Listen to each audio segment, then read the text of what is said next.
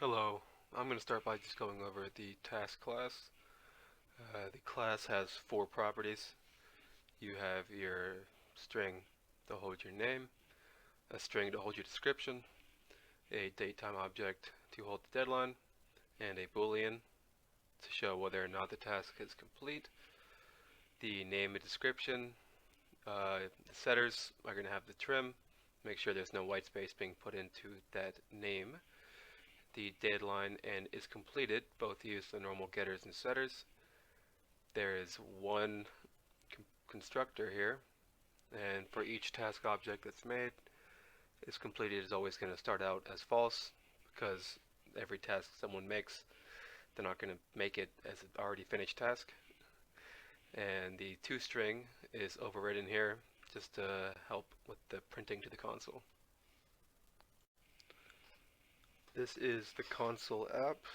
The task management app works basically by storing a list of task objects. It's very rudimentary. And we can add, remove, and edit the tasks in that list. And if we look at our current list right now, it's going to start off empty. It's going to say all tasks, nothing's there. If we hit any other key other than 1 through 6 or X, it's just going to tell us it wasn't recognized. If we try to delete or edit a task before we've done anything, it's also going to tell me I don't have any tasks, so I can't do anything. So first, I'm going to start by creating a task. It's going to ask me for a name. It's going to take this string and call it task1. Enter description. I'm going to say this is task1. Enter a deadline. I'm going to enter a string here.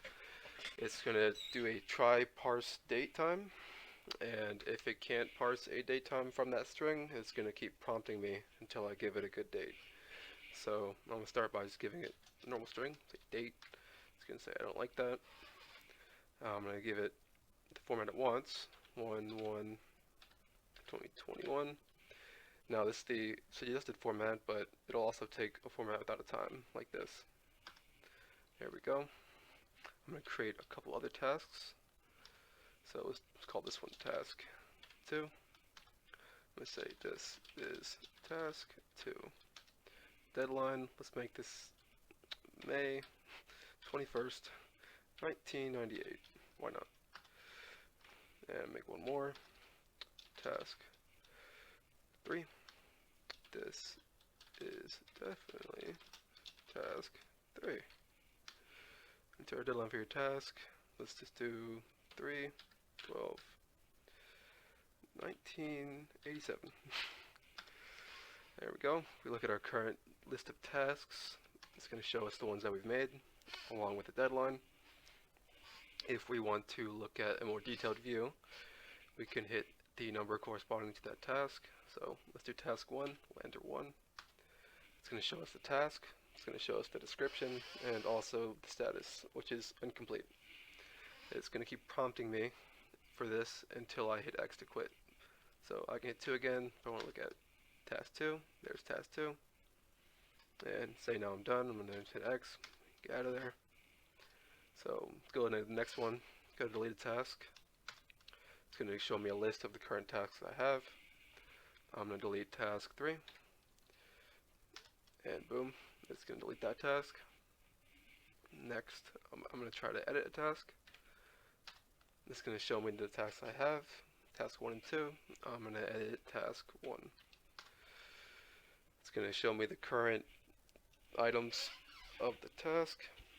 I'm going to pick the number corresponding to the part I want to edit. So let's change the description.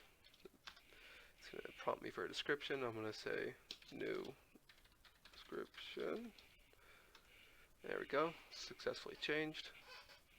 Going to go to 6. Show the tasks. Go to task 1. We can see that new description that we just added. And go back. Now let's say we want to complete that task number 1. We're going to hit 4. Task 1 and 2. Let's hit 1. Task completed. Now if we look at our outstanding tasks, we're going to see that only task 2, because we have marked task 1 as complete. This works the same as the all tasks. I can still look at a detailed view of task 2 if I'd like to, right there. Now if I look at number 6 again, list all tasks, we're going to see both task 1 and task 2. We hit 1, we can now see that task 1 is marked as complete, and that's it.